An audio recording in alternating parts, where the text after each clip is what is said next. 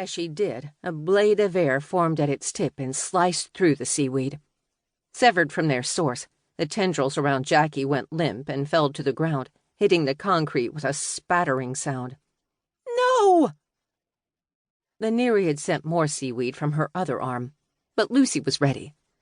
The grasping plants slid off a magical barricade and tangled around themselves.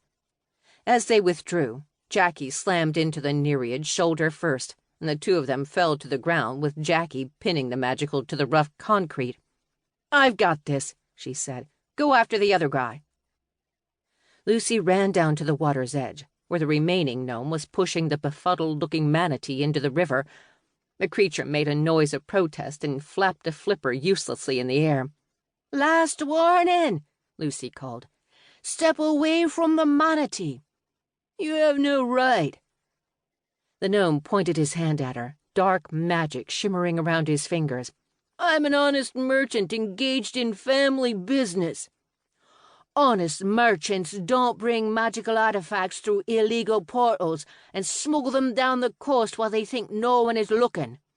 It's cheaper to carry cargo by manatee than by rail. Everyone knows that. Manatees don't live on this coast. How can that be cheaper? He's an immigrant. You gonna get racist on me now?" As he talked, the gnome was trying to shove the manatee down the last few feet of concrete into the water. Managing the beast clearly hadn't been his role in the plan, since he could barely shift it, despite straining and grunting with exertion. The manatee tried to push back and looked at Lucy with pleading eyes. She launched chains at the gnome, but he shot back a blast of magical tar that brought them down before they could reach him, then dodged a freezing spell. In retaliation, he summoned a blast of fire that singed the side of Lucy's black canary t-shirt. "You little wanker!" she exclaimed as she saw the damage to the shirt, her English accent stronger in the moment of stress. "There's more where that came from," the gnome growled as flames danced between his fingers. Lucy tightened her grip on the uneven handle of her wand. As if from nowhere, a thought came to her. What did a stranded manatee dream of? "Somniabunt revelare," she chanted. It wasn't a spell she'd ever been taught, and she knew as she cast it that it wouldn't quite match what her wand was hinting at, but it was near enough. Suddenly, ocean water surrounded the gnome, the manatee, and her. As she and the gnome gasped for breath, the manatee flexed its tail. Back in a familiar environment, it knew how to protect itself. The tail hit the gnome hard in the back, knocking him over. The ocean lasted only a few seconds. Then they were back beneath the bridge, soaking wet and with the gnome lying face down on the concrete. Before he could get up, Lucy was on him, pressing a knee into his back while she slapped on a pair of magically reinforced handcuffs. "Thanks for the assist," she told the manatee. "You're a real sweetheart." Jackie emerged from the last of the dissipating steam, looked at Lucy, and laughed. "What happened to you?" Lucy tucked a soggy strand of hair behind her ear. "A little experimental magic.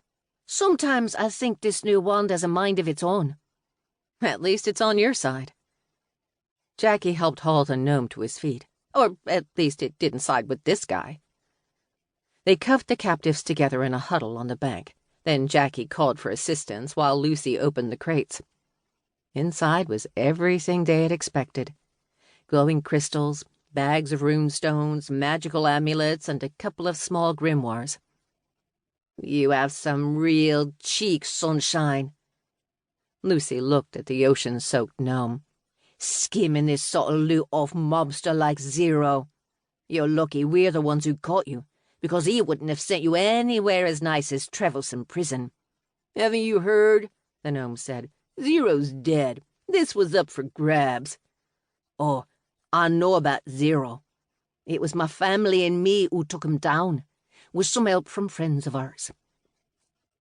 Lucy crouched in front of the gnome and tapped his nose with the tip of her wand.